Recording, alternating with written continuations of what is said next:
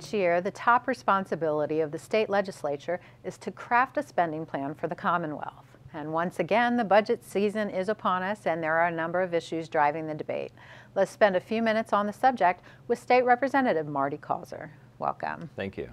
Once again, here we are. It seems like budget season is almost never ending. It comes around quick. So it's been pretty challenging in recent years. Budget has been tight. Money has been tight. What types of things are you expecting this year as far as that goes? Well, every budget seems to be challenging, to say the least. You know, the governor has proposed a $33.8 billion proposal, which spends about $5 billion more than last year. I'm very concerned about that because people just simply can't afford to pay, you know, what the governor's proposing.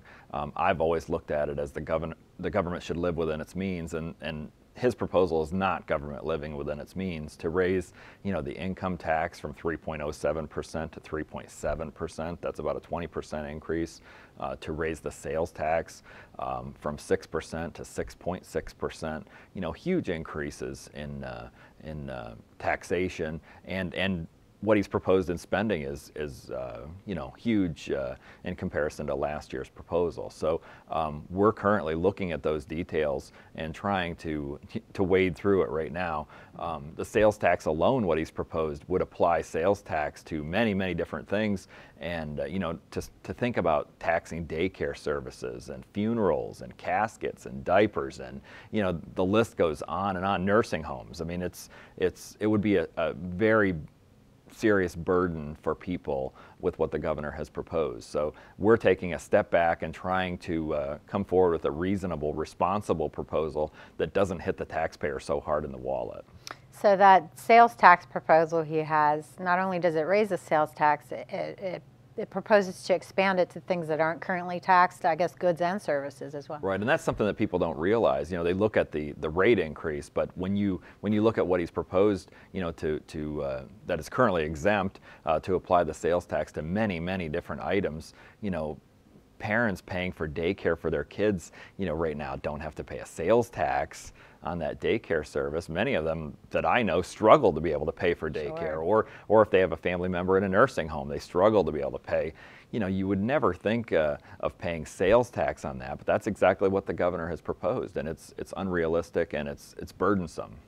Well, his proposal also contains the idea that in exchange for these tax increases, I'm going to give you some property tax relief. What's your reaction to that part of it? Well, the devil's in the details, and certainly property tax is an issue, and it's one that needs to be addressed. And I've always been one advocating for property tax reform.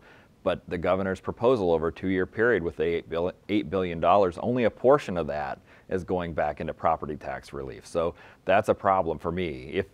If we're going to move forward with a property tax relief proposal, it needs to be a dollar-for-dollar reduction in property taxes. If we're going to raise taxes at the state level to lower property taxes, every dollar should go into lowering property taxes, not funding additional programs at the state level. That's, I guess, was going to be my next question. If it's not going to property tax, where is the rest of it going? Well, the governor's only talking about the property tax portion, but he is proposing to use a portion of that for state budget needs, and as we know, that's like dumping money into a big black hole in some circumstances. So it comes back to Harrisburg, and then from there, probably not a lot goes back to your district, well, I would think. We struggle to get every dollar back for programs that, you know, serve rural areas, but it's a struggle. So if we're going to do something in that regard, let's make it a dollar-for-dollar reduction in property taxes.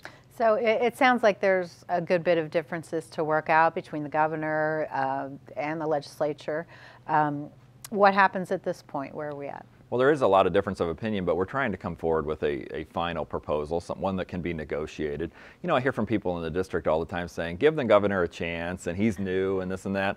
No one's criticizing the governor himself. We know he's new, but we're looking at his proposal. It's our job to look at what he has proposed and to come forward with a plan that works for all Pennsylvanians, and that's exactly what we're doing.